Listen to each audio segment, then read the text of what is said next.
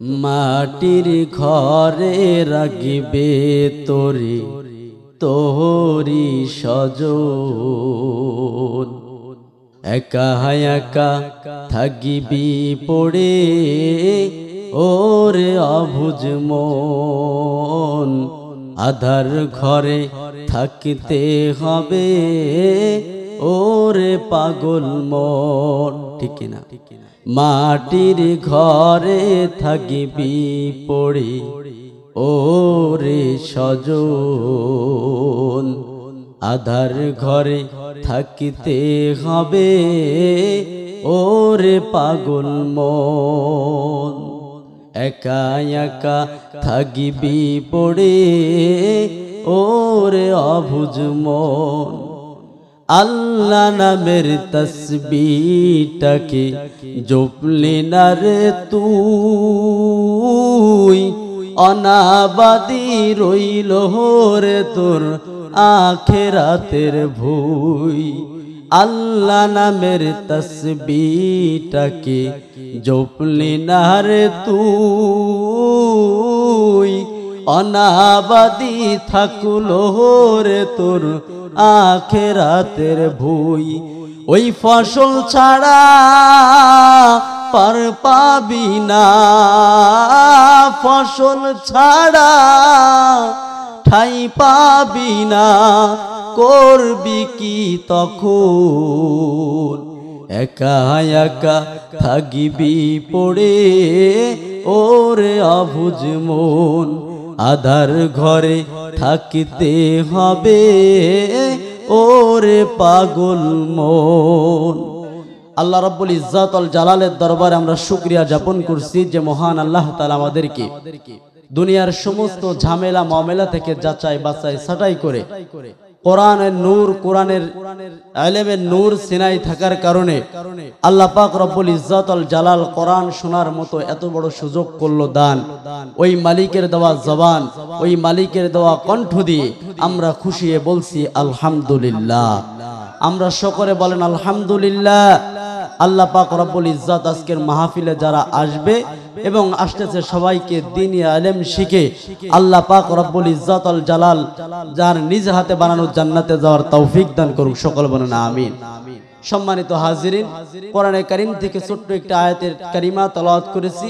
আল্লাহ পাক রব্বুল ইজ্জাত ওয়াল জালাল বলেন, কিতাবুন আনজালনাহু ইলাইকা লিতুখরিজান নাসা মিনাজ-যুলুমাতি ইলান নূর। জোরে বলেন আল্লাহু আকবার।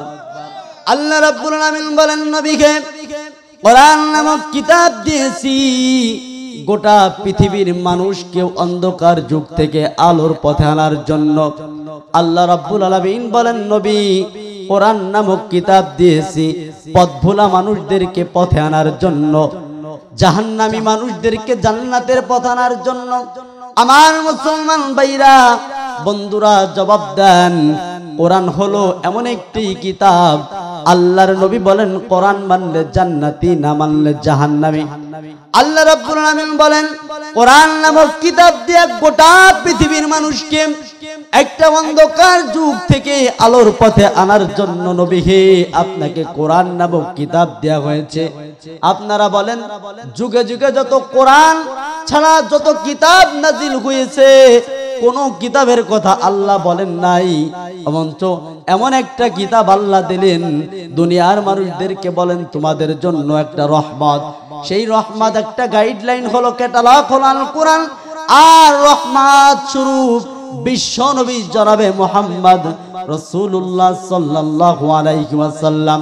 ও দুনিয়ার মানুষ ওই নবীর আদর্শ বাস্তবায়ন করবা, নবীকে গাইডলাইন ক্যাটালগ দিয়ে দিলেন কোরআন, ওই কোরআন অনুসরণ করবা, তাহলে আমি আল্লাহ পাক রব্বুল ইজ্জাত ওয়াল জালালের পক্ষ থেকে সুসংবাদ শুনে নাও, আমি তোমাদেরকে জান্নাত দান করব। বলেন সুবহানাল্লাহ। আমার বন্ধুগণ, আল্লাহ রাব্বুল আলামিন কোরআনের মধ্যে বলেন ফারিকুম ফিল জান্নাতি ওয়া ফারিকুম ফিস সাঈর। জোরে বলেন আল্লাহু আকবার। দুইটা পথ আল্লাহ দিলেন দুনিয়ার মানুষ শোনো, একটা হলো জান্নাতের পথ, আর একটা হলো জাহান্নামের পথ। দুইটা পথ দিয়া তোমার দুনিয়াতে আমি মানুষ বানাইলাম।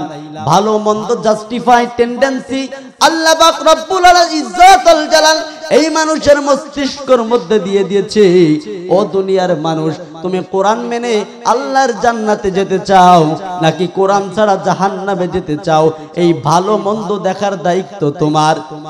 দুনিয়ার মধ্যে আল্লাহ পাক বলেন নবীকে পাঠাইলাম, ওই নবী দুনিয়ায় নাই, কিন্তু নবীর ওয়ারিসগণ উলামায়ে কিরাম তোমাকে পাই ধরে ধরে জান্নাতের দিকে ডাকবে, ঠিক কিনা বলেন? কোরআন নামক কিতাব নিয়া গোটা পৃথিবীর মানুষকে পায়ে ধরে ধরে ডাকবে, ও দুনিয়ার মানুষ, খবরদার কেউ জাহান্নামী হইও না, খবরদার কেউ জাহান্নামের পথে পা দিও না। এভাবে করে দিনের পরে দিন মানুষ তোমাকে আমাকে ডাকতে থাকে। ওই মানুষগুলোই তো সবচেয়ে বড় দামি মানুষ, যেই মানুষগুলো কোরআনের ডাক শুনে শুনে এই যে আজকে মুসরা কামঠানা মাদ্রাসার মাহফিলে এই কোরআনের বরকত নেওয়ার জন্য যেই মানুষগুলো দুনিয়ার সমস্ত কাজ বাদ দিয়া কোরআনের ময়দানে বসে গেছে, আল্লাহ রাব্বুল আলামিন বলেন এই কোরআনে মজবার মধ্যে যখন দুনিয়ার মানুষ দুনিয়ার কাজকে বড় না মনে করে, আমি আল্লাহর কোরআনকে বড় মনে করে, আলেমদেরকে বড় মনে করে যারা বসে যায়, আল্লাহ রাব্বুল আলামিন বলেন ওই বান্দাদের জীবনের গুনাহ খাতা maaf করে দিয়ে বলেন সুবহানাল্লাহ। তাহলে এই কোরআনের দাম আছে না নাই? জোরে বলেন আছে না নাই? কোরআন মানলে জান্নাতি, না মানলে জাহান্নামী, স্পষ্ট কথা। কোরআন নামক কিতাব দিয়েছে গোটা পৃথিবীর মানুষকে অন্ধকার যুগ থেকে আলোর পথে নেওয়ার জন্য। আর আমরা এই কোরআন, এত বড় কপাল পোড়া মুসলমান, আজকে আমার আপনার সমাজে কোরআন পড়তে পারে এরকম কোন মানুষ দেখা যায় না, ঠিক কিনা বলেন? কোরআন কি শুধু মসজিদের ইমাম সাহেবের জন্য? আমার ভাইরা, কোরআন মসজিদের ইমাম সাহেবের হাতে তুলে দিয়ে আমরা মনে করি হুজুর আপনি তো ইমাম হইছেন, নামাজ পড়ান। মাদ্রাসার মধ্যে কোরআনকে বদ্ধ করে দিয়েছি, শুধু মাদ্রাসার ছাত্ররা কোরআন পড়বে, না না। ও কপাল পোড়া এলাকার মুসলমান, যেই কোরআন শিক্ষা আল্লাহ রাব্বুল ইজ্জতুল জালাল আমাদের জন্য ফরজ করে দিয়েছে, ওই কোরআন তো নিজে শেখেন নাই, অন্যায় করেছেন, ভুল করেছেন, অপরাধ করেছেন। এত বড় কপাল পোড়া মুসলমান, 4টা সন্তান আল্লাহ দিছে, একটা সন্তান কোরআনের শিক্ষায় শিক্ষিত করে নাই, আছে না নাই? অথচ এই কোরআন, এত বড় দামি কোরআন, ওই মা বাবা সবচেয়ে বড় ভাগ্যবান, যেই মা বাবা দুনিয়ার থেকে বিদায় নেওয়ার পরে যেই সন্তান নামাজ জানাজা পড়াবে, ওই সন্তান যদি আলেম হয় তার থেকে ভাগ্যবান মা বাবা আর দুনিয়াতে হতে পারে না, ঠিক কি? এজন্য আল্লাহর নবী, বিশ্ব নবী জনাবে মুহাম্মদ রাসূলুল্লাহ সাল্লাল্লাহু আলাইহি ওয়াসাল্লাম বলেন, আল্লাযী লাইসা জাওফিল কুরআন কাল বাইতিল খরিদ, যেই সিনার মধ্যে কোরআন নাই, নিঃসন্দেহে ওই সিনাটা অনাবাদ জমির মতো। কিসের মতো? অনাবাদ জমি চিনেন? যেই জমিতে কোনো ফল হয় না, ফসল হয় না, ওই জমির কোনো দাম আছে ভাই? নিঃসন্দেহে ওই জমির কোনো দাম নাই। সুতরাং যেই সিনার মধ্যে কোরআন নাই, ওই সিনারও কোনো দাম নাই। আর ওই সিনা দিয়া কখনো সমাজের মধ্যে শান্তির আশা করা যায় না, স্পষ্ট কথা। আমেরিকার একজন ডাক্তার মোহাম্মদ লৌজসি, খ্রিস্টানের বাচ্চা। এই ডাক্তারের একজন অ্যাসিস্ট্যান্ট ছিল, নাম তার আব্দুল্লাহ। এই ডাক্তার বলেন, আমি একদিন মারাত্মক একটা হার্টের রোগী অপারেশন করতেছি, হঠাৎ করে দেখলাম এই যে হার্টের ভিতরে লেখা আল্লাহ নামের শব্দ। ডাক্তার মূর্খ মানুষ, কোরআনের শিক্ষা তার মধ্যে নাই, কিছুই জানে না, কি যেন একটা আরবি শব্দ লেখা আছে, এটা সে দেখে বুঝতে পারছে। অ্যাসিস্ট্যান্ট আব্দুল্লাহকে ডাক দেবেন, আব্দুল্লাহ এই গোষ্ঠের টুকরার মধ্যে কি লেখা একটু দেখো। আব্দুল্লাহ কয়, স্যার আপনি বুঝবেন না, আপনি খ্রিস্টান, আমি মুসলমান। আরে আব্দুল্লাহ কেন বুঝবো না? বলে, স্যার আমরা মুসলমান, আমাদের একজন নবী আছে, নাম হচ্ছে মুহাম্মদ সাল্লাল্লাহু। আল্লাহ রাব্বুল ইজ্জতুল জালাল কোরআন নামক কিতাব দিয়া এই দুনিয়াতে নবীকে পাঠাইলেন। ওই কোরআনের লেখা এই হাড়ের মধ্যে লেখা। ডাক্তার মোহাম্মদ লৌজসি ডাক দেবেন, আব্দুল্লাহ, আরে আব্দুল্লাহ আমি বিশ্বাস করি না, কারণ এই রোগের সর্বপ্রথম অপারেশন আমি নিজে করলাম, জীবনে কোনোদিনের কোনো অপারেশন হয় নাই। ওই হাড়ের মধ্যে আরবি শব্দ লিখলো কে? আব্দুল্লাহ কয়, স্যার আমার আল্লাহ লিখছে। কয় কেমনে লিখছে? কয় লোকটা নামাজি ছিল, এর সিনার মধ্যে কোরআন ছিল, কোরআনের মহাব্বত থাকার কারণে, কোরআনের বরকত থাকার কারণে, কোরআনের সাথে সম্পৃক্ত থাকার কারণে, কোরআনের সাথে সবচেয়ে জুড়ে মিলে থাকার কারণে আমার আল্লাহ রব্বুল আলামিন এর হাড়ের মধ্যে আল্লাহর নাম জারি করে দিয়েছে। বলেন সুবহানাল্লাহ। ডাক্তার মোহাম্মদ রওজী পাগল হয়ে গেল।